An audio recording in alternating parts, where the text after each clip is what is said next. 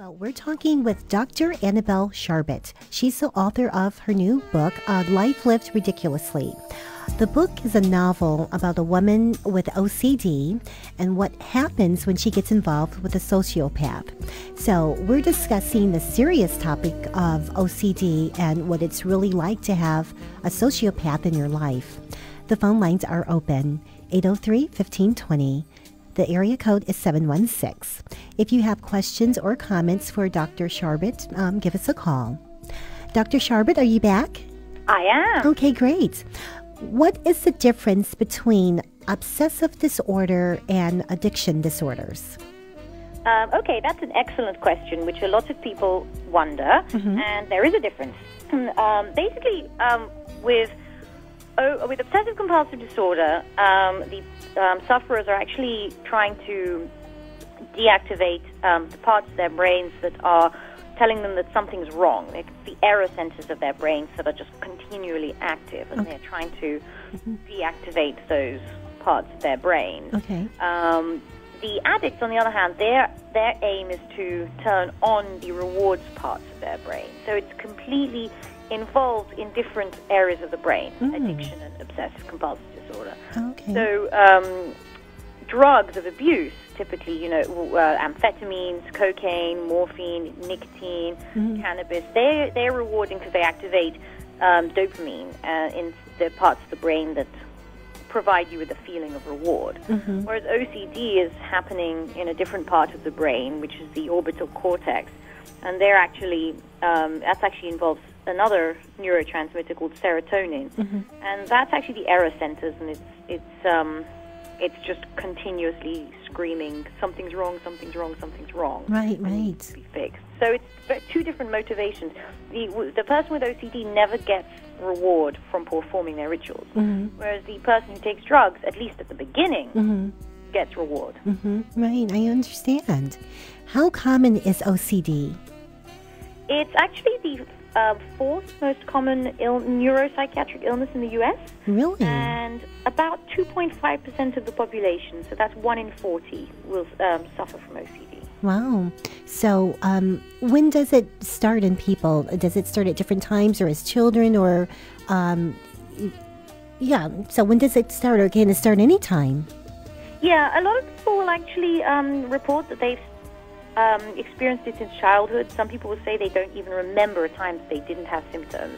Okay. So it can start as literally from birth, from when you're old enough to start actually having symptoms and having thoughts. So childhood is definitely a place where it starts. Some people won't get symptoms till later on in life. Maybe they had a tendency and then some huge life trauma just tipped them over the edge. But many sufferers will say they've always had it. Oh, okay. I see. To get off track here for a moment, what's the disease? Or, well, I guess it's a condition where they have tics and they curse all the time. That's Tourette syndrome. Yes. Is that OCD? It's not OCD, but it's often found to take place with OCD. Not often. I mean, most people with OCD don't have Tourette syndrome, but they found that many people with Tourette syndrome have OCD. So that's why the two are connected. Yeah. Okay. So that kind of answers my next question. I was going to ask you, are there other conditions associated with OCD? Well, because OCD is classed in the family of anxiety disorders, the family includes phobias, panic disorder, social anxiety disorder, generalized anxiety disorder. So some of those could certainly be apparent along with OCD. Depression is another huge one that is comorbid with OCD. So a lot of persons suffering OCD are also suffering depression without even knowing that they are. Oh, okay. Yeah. How do you distinguish OCD from other conditions? That comes from testing? So yes, that would come, again, that would be a psychiatrist. You'd sit down with them, answer their questions, and they could quite easily tell you whether you had OCD and the severity. They could tell you whether you also had accompanying other disorders with it, using numbers of tests. Just like the Yale-Brown scale, there are scales for depression, and there are scales for most anxiety disorders, and that's how they would get their diagnosis. Mm-hmm. And like you said, when people are experiencing OCD, it's like they know something is wrong, correct? They do, absolutely. It's very hard, though, because the thoughts are quite compelling. So they know that not everybody's experiencing the same thoughts. They know that they're different. Mm-hmm. It's just very hard to resist. Okay.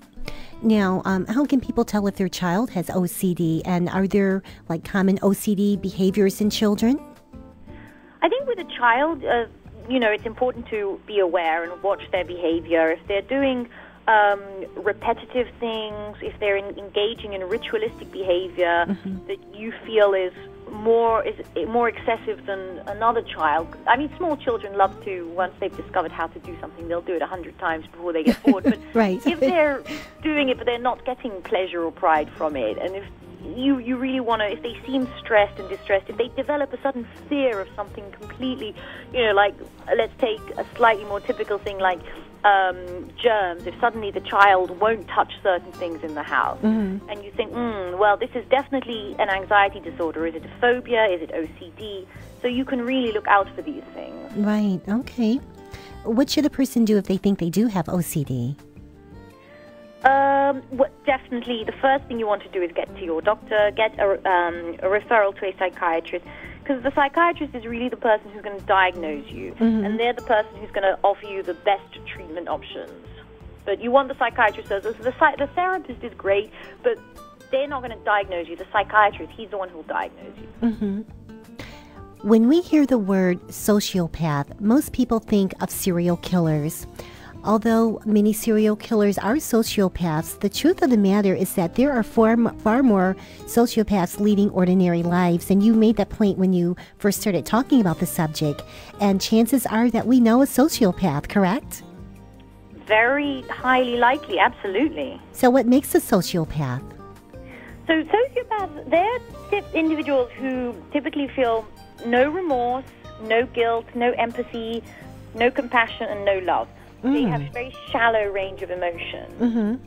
They're involved in relationships that are loveless, one-sided, because obviously the person with whom they're involved does love them, and they really have no interest in bonding emotionally with anyone.